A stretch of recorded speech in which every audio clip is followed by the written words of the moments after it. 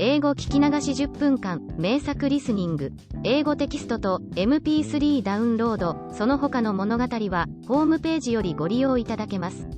88thpp.com 88thpp.com How do you know my name? Asked Tildal. It's not surprising, said the blue child, considering that I shall be your brother. This time, the live children were absolutely amazed. What an extraordinary meeting. They must certainly tell Mummy as soon as they got back. How astonished they would be at home. While they were making these reflections, the child went on to explain. I am coming to you next year, on Palm Sunday, he said. And he put 1,000 questions to his big brother. Was it comfortable at home? Was the food good? Was Daddy very severe? And Mummy? Oh, Mummy is so kind, said the little ones. And they asked him questions in their turn. What was he going to do on earth? What was he bringing? I am bringing 3 illnesses, said the little brother. Scarlatina, whooping cough and measles. Oh, that's all, is it? Cried Tildal. He shook his head, with evident disappointment, while the other continued. After that, I shall leave you? It will hardly be worthwhile coming, said Tildal, feeling rather vexed. We can't pick and choose, said the little brother, pettishly. They would perhaps have quarreled, without waiting till they were on earth, if they had not suddenly been parted by a swarm of blue children who were hurrying to meet somebody. At the same time, there was a great noise, as if thousands of invisible doors were being opened at the end of the galleries. What's the matter? Asked Tildal. It's time, said one of the blue children. He's going to open the doors. And the excitement increased on every side. The children left their machines and their labors, those who were asleep woke up, and every eye was eagerly and anxiously turned to the great opal doors at the back, while every mouth repeated the same name. The word, time, was heard all around, and the great mysterious noise kept on. Tildal was dying to know what it meant. At last, he caught a little child by the skirt of his dress and asked him. Let me be, said the child, very uneasily. I'm in a hurry, it may be my turn today. It is the dawn rising. This is the hour when the children who are to be born today go down to earth. You shall see. Time is drawing the bolts. Who is Time? Asked Tildal. An old man who comes to call those who are going, said another child. He is not so bad, but he won't listen or hear. Beg as they may, if it's not their turn, he pushes back all those who try to go. Let me be. It may be my turn now. Light now hastened towards our little friends in a great state of alarm. I was looking for you, she said. Come quick, it will never do for Time to discover you. As she spoke these words, she threw her gold cloak around the children and dragged them to a corner of the hall, where they could see everything, without being seen. Tildal was very glad to be so well protected. He now knew that he who was about to appear possessed so great and tremendous a power that no human strength was capable of resisting him.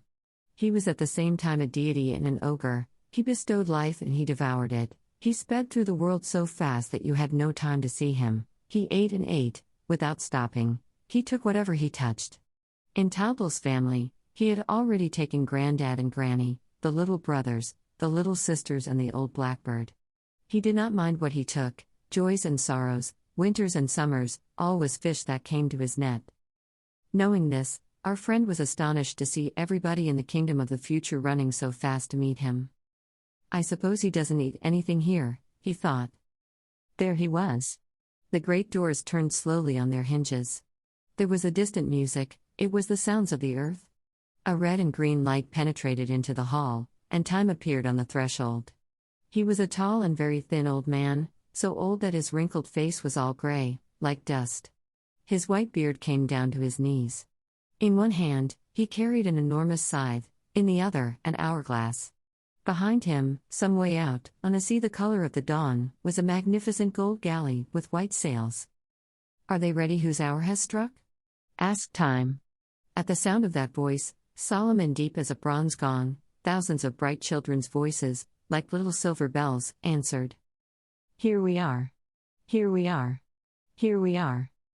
And, in a moment, the blue children were crowding round the tall old man, who pushed them all back and, in a gruff voice, said, "One at a time.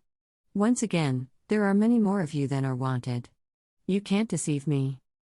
Brandishing his scythe in one hand and holding out his cloak with the other, he barred the way to the rash children who tried to slip by him. Not one of them escaped the horrid old man's watchful eye. "It's not your turn," he said to one. "You're to be born tomorrow. Nor yours either, you've got 10 years to wait." "A 13th shepherd? There are only 12 wanted, there is no need for more." "More doctors? There are too many already, they are grumbling about it on earth." "And where are the engineers? They want an honest man, only one, as a wonderful being." Thereupon, a poor child, who had hung back, until then, came forward timidly, sucking his thumb. He looked pale and sad and walked with tottering footsteps. He was so wretched that even time felt a moment's pity. "It's you," he exclaimed. "You seem a very poor specimen."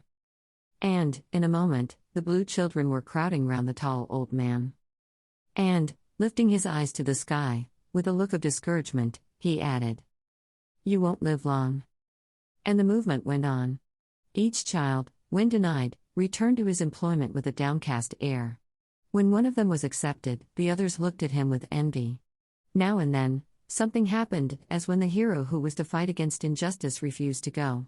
He clung to his playfellows, who called out to time, "He doesn't want to, sir." "No, I don't want to go," cried the little fellow, with all his might. "I would rather not be born." "And quite right too," thought Tyltyl, who was full of common sense and who knew what things are like on earth. For people always get beatings which they have not deserved, and, when they have done wrong, you may be sure that the punishment will fall on one of their innocent friends. "I wouldn't care to be in his place," said our friend to himself. "I would rather hunt for the blue bird, any day." Meanwhile, the little seeker after justice went away sobbing, frightened out of his life by Mr. Time. The excitement was now at its height. The children ran all over the hall, those who were going packed up their inventions, those who were staying behind had 1,000 requests to make. "Will you write to me?" "They say one can't." "Oh, try, do try. Announce my idea." "Goodbye, Jean." "Goodbye, Pierre." "Have you forgotten anything?" "Don't lose your ideas. Try to tell us if it's nice." "Enough. Enough," roared Time, in a huge voice, shaking his big keys and his terrible scythe. "Enough." The anchors weighed. Then the children climbed into the gold galley, with the beautiful white silk sails. They waved their hands again to the little friends whom they were leaving behind them, but, on seeing the earth in the distance, they cried out, gladly, "Earth! Earth! I can see it. How bright it is! How big it is!" And, at the same time, as though coming from the abyss, a song rose, a distant song of gladness and expectation. Light, who was listening with a smile, saw the look of astonishment on Tyltyl's face and bent over him. "It is the song of the mothers coming out to meet them," she said. At that moment, Time, who had shut the doors, saw our friends and rushed at them angrily, shaking his scythe at them. "Hurry," said Light. "Hurry. Take the blue bird, Tyltyl, and go in front of me with Mytyl." She put into the boy's arms a bird which she held hidden under her cloak and, all radiant, spreading her dazzling veil with her 2 hands, she ran on, protecting her charges from the onslaught of Time. In this way, they passed through several turquoise and sapphire galleries. It was magnificently beautiful, but they were in the kingdom of the future, where Time was the great master, and they must escape from his anger which they had braved. Mytyl was terribly frightened and Tyltyl kept nervously turning round to Light. "Don't be afraid," she said. "I am the only person whom Time has respected since the world began. Only mind that you take care of the blue bird. He's gorgeous. He is quite blue." This thought enraptured the boy. He felt the precious treasure fluttering in his arms, his hands dared not press the pretty creature's soft, warm wings, and his heart beat against its heart. This time, he held the blue bird. Nothing could touch it, because it was given to him by Light herself. What a triumph when he returned home! He was so bewildered by his happiness that he hardly knew where he was going. His joy rang a victorious peal in his head that made him feel giddy. He was mad with pride, and this, worse luck, made him lose his coolness and his presence of mind. They were just about to cross the threshold of the palace, When a gust of wind swept through the entrance hall, lifting up Light's veil and at last revealing the two children to the eyes of Time, who was still pursuing them. With a roar of rage, he darted his scythe at Tildal, who cried out.